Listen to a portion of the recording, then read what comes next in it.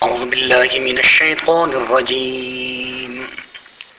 بسم الله الرحمن الرحيم. لقد كان لكم في رسول الله أسوة حسنة لمن كان يرجو الله واليوم الآخر وذكر الله كثيرا. 21 پارے سورہ احزاب کے یہ تیسری رکوع ہے. یہ رکوع آیت نمبر 21 سے لے کر آیت نمبر 35 تک، آیت نمبر 28 تک کے آیاتوں پر مشتمل ہے.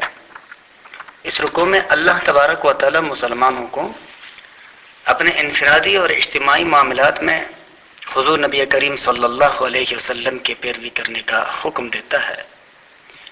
کہ آپ کے اقوال اور آپ کے افعال اور آپ کے اعمال کو مد نظر رکھتے ہوئے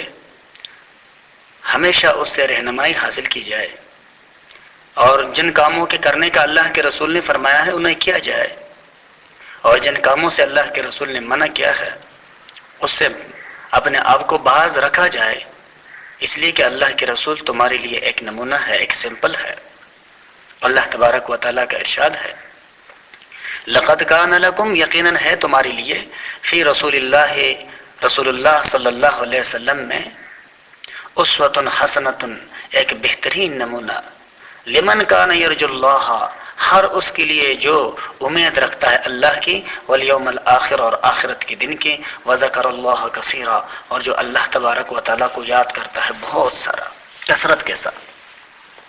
ولما رأى المؤمنون الاحزاب، اور جب دیکھا ایمان والوں نے فریق مخالف کے فوجوں کو، قالوا، تو بول اٹھے، ھذا ما وعدنا اللہ ورسولہ، یہ وہی ہے جو وعدہ دیا تھا ہم کو اللہ نے اور اس کے رسول نے، وصدق اللہ ورسولہ، اور سچ کہا تھا اللہ اور اس کے رسول نے، وما زادهم الا ایمانا وتسلیما، اور نہیں بڑھا ان کا مگر ایمان اور اطاعت. گزشتہ رکوع میں وہ گزرا ہے کہ جب منافقین نے کفار کے لشکروں کو دیکھا تو پھر ان کے دلوں میں خوف پیدا ہوا، اور جنگ میں آنے سے پہلے ان لوگوں نے بڑے بڑے اعلانات کر رکھے تھے اور یہ کہا تھا کہ ہم اللہ کو گواہ بناتے ہیں کہ اللہ کے رسول کے ساتھ اس جنگ کے دورانیے میں ثابت قدم رہیں گے، لا یولون الادبار، اور اسے پشت پھیر کر نہیں بھاگیں گے. لیکن جب میدان جنگ میں یہ لوگ پہنچ گئے تو پھر ان کے دلوں کے اندر وہن بیٹھ گیا، اپنے جانوں کے لالے پڑ گئے. لیکن ان کے مقابلے میں جو پکے مسلمان تھے، جنہوں نے اپنا عہد و پیمان سچا کر دکھایا، بڑے بڑے سختیوں کے وقت دین کی حمایت اور پیغمبر صلی اللہ علیہ وسلم کے رفاقت سے ایک قدم بھی پیچھے نہیں ہٹے. اللہ اور رسول کو جو زبان دے چکے تھے پہاڑ کی طرح اس پر جمے رہے. ان میں سے کچھ تو وہ ہے جو اپنی ذمہ داری پورا کر چکے، یعنی جہاد میں انہوں نے جان دے دی، شہید ہوئے، جیسے بدر میں، احد میں. اور کچھ وہ ہے کہ جو انتظار میں ہیں کہ اگر حضور نبی کریم صلی اللہ علیہ وسلم اور آپ کے صحابہ کرام پر کوئی ایسا مشکل گھڑی آئے گی تو وہ اپنے جان کے بازی لگانے سے بھی باز نہیں آئیں گے. تو اللہ تبارک و تعالیٰ ان مسلمانوں کی تعریف فرماتا ہے کہ جب انہوں نے اپنے سے کئی گنا زیادہ طاقتور اور زیادہ فوج کو دیکھا تو انہوں نے کہا کہ ہم سے اللہ اور اللہ کے رسول نے سچ کہا تھا کہ بے ایمان لانے کے بعد یوں ہی نہیں رہنے دیے جاؤ گے، بلکہ تمہارا امتحان ہوگا، اور اس امتحان میں تمہاری جانچ ہوگی کہ تم اللہ اور اللہ کے رسول کے ساتھ اپنے وابستگی کے اعلان میں کس حد تک سچے ہو اور کس حد تک اپنے ان وعدوں کو نبھاتے ہو. من المؤمنین رجال، ایمان والوں میں کچھ مرد ہیں، صدقوا ما عاہدوا اللہ علیہ، کہ انہوں نے سچا کر دکھایا جو انہوں نے عہد کیا تھا اللہ سے. فمنہم من قضى نحبہ، پھر کوئی ان میں سے وہ ہے کہ جو اپنی ذمہ داری پوری کر چکے. ومنہم من ینتظر، اور بعض ان میں سے وہ ہیں کہ جو انتظار میں ہیں. وما بدلوا تبدیلا، اور وہ بدلے نہیں ایک ذرہ بھی بدلنا.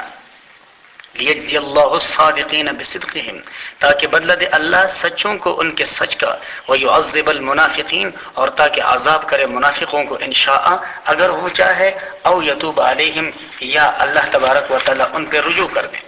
ان اللہ کان غفور الرحیم، بے شک اللہ تبارک و تعالی بخشنے والا رحم کرنے والا ہے۔ ورد اللہ الذین کفروا، اور اللہ نے پھیر دیا ان لوگوں کو جو منکر تھے، بغیظہم، غصہ، ان کے غصے کے ساتھ، لم ینالوا خیرا، اور ان کے ہاتھ کچھ بھی بلائی نہیں لگی۔ وہ تو بڑے بڑے عزم لے کر کے اٹھے تھے اور بڑے بڑے اتحاد انہوں نے قائم کیے تھے کہ اب کے بار تو ہم نے مسلمانوں کا صفایا کر کے رکھنا ہے، لیکن ان کے ہاتھ کچھ بھی نہیں لگا۔ وَكَفَى اللَّهُ الْمُؤْمِنِينَ الْقِتَالَ، اور اللہ کافی ہوا ایمان والوں کے طرف سے اس لڑائی میں۔ وَكَانَ اللَّهُ قَوِيًّا عَزِيزًا، اور ہے اللہ زوراور اور زبردست کہ اللہ نے محض ہوا کے ذریعے ان کے سارے عزائم اور ارادوں کو خاک میں ملا دیا۔ وَأَنزَلَ الَّذِينَ ظَاهَرُوهُم مِّنْ أَهْلِ الْكِتَابِ مِنْ سِيَاسِيهِمْ، اور اتار دیا ان کو جو ان کے پشت پناہ تھے اہل کتاب میں سے، من سیاسیہم، ان کے مضبوط قلعوں سے، وَقَذَفَ فِي قُلُوبِهِمُ الرُّعْبَ، اور ڈال دی ان کے دلوں میں مسلمانوں کا رعب، فَرِيقًا تَقْتُلُونَ، کہ بعض لوگوں کو تو تم قتل کر رہے تھے، وَتَأْسِرُونَ فَرِيقًا، اور کچھ لوگوں کو تم قید کر رہے تھے۔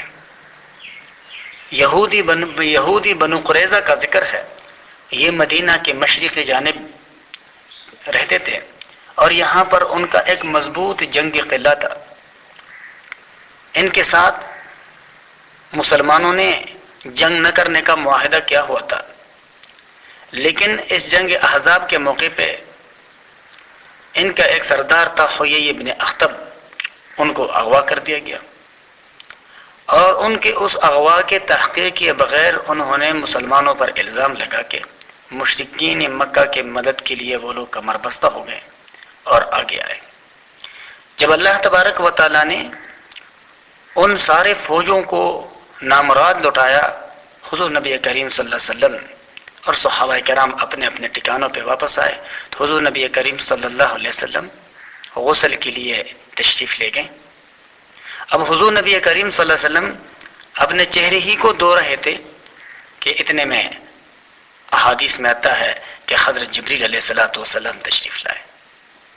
اور عرض کرنے لگے کہ یا رسول اللہ صلی اللہ علیہ وسلم، آپ نے ہتھیار اتار دیے، حالانکہ فرشتے اب تک ہتھیار بند ہے، اللہ کا حکم ہے کہ بنو قریظہ پہ حملہ کیا جائے۔ فوراً حضور نبی کریم صلی اللہ علیہ وسلم نے اعلان کیا کہ بنو قریظہ کے بدعہد یہودیوں پر چڑھائی ہے، اور نہایت سرعت کے ساتھ اسلامی فوج نے ان کے قلعوں کا محاصرہ کیا۔ 24 یا 25 دن محاصرہ رہا، اور بالآخر مخصورین نے پیغام بھیجے کہ بھئی ہم معاہدہ کرنا چاہتے ہیں۔ اس معاہدے میں پھر ہوا یہ کہ انہی کے قبیلے کے ایک مسلمان شخص کو حکم یعنی منصف قرار دیا گیا کہ بھئی یہ جو فیصلہ کریں وہ ان کو بھی منظور ہوگا اور یہ مسلمانوں کو بھی منظور ہوگا۔ وہ جن کا نام سعد بن معاذ ہے، اور یہ گزشتہ آسمانی کتابوں کے عالم بھی تھے، تو انہوں نے اپنے گزشتہ آسمانی کتابوں کی روشنی میں یہ پڑھ رکھا تھا اور جانتے تھے کہ باغیوں اور عہد شکنوں کے ساتھ کیا معاملہ کیا جاتا ہے، تو انہوں نے حکم دیا اور فیصلہ صادر کیا کہ ان میں سے جو جنگجو ہے ان کو تو قتل کر دیا جائے، اس لیے کہ ان سے مستقبل میں بھی بغاوت کا یقینی خطرہ ہے۔ اور اس طرح سے انہوں نے وہاں سے ان لوگوں کو بے دخل کرنے کا فیصلہ فرمایا کہ جس کو مسلمانوں نے منظور کر دیا، اور ظاہر بات ہے کہ ان کو بھی منظور تھا۔ اس طرح سے اللہ تبارک و تعالیٰ نے مسلمانوں کو کامیابی عطا فرمائی۔ تو اللہ تبارک و تعالیٰ کا ارشاد ہے کہ وَأَوْرَثَكُمْ أَرْضَهُمْ، اور تم کو وارث بنایا ان کی زمینوں کا، وَدِيَارَهُمْ، اور ان کے گھروں کا، وَأَمْوَالَهُمْ، اور ان کے اموال کا، وَأَرْضًا لَمْ تَطَئُوهَا، اور ایک ایسے زمین کا جس پر تم نے قدم بھی نہیں رکھے تھے، وَكَانَ اللَّهُ عَلَى كُلِّ شَيْءٍ قَدِيرًا، اور ہے اللہ تبارک و تعالیٰ ہر چیز پہ قدرت رکھنے والا۔ وہ قادر مطلق ذات جس چیز کے بارے میں فیصلہ فرما دیں وہ ہو کے رہتا ہے۔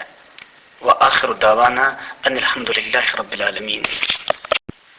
اعوذ باللہ من الشیطان الرجیم، بسم اللہ الرحمن الرحیم۔ یا ایہا النبی قل لأزواجک ان کنتن تردن الحیاة الدنیا وزینتها فتعالین امتعکن واسرحکن سراحا جمیلا۔ 21ویں پارے سورہ احزاب کے یہ چوتھی رکوع ہے۔ یہ رکوع آیت نمبر 28 سے لے کر آیت نمبر 35 تک کے آیاتوں پر مشتمل ہے۔ اس رکوع کے آیت نمبر 31 پہ 21واں پارہ اپنے اختتام کو پہنچتا ہے، اور پھر آیت نمبر 32 سے 22ویں پارے کے ابتدا ہوتی ہے۔ اس سورہ مبارکہ کے بنیادی مقاصد میں سے اہم مقصد حضور نبی کریم صلی اللہ علیہ وسلم کی ایذا سے اور ہر ایسی چیز سے بچنے کی تاکید ہے جس سے آپ کو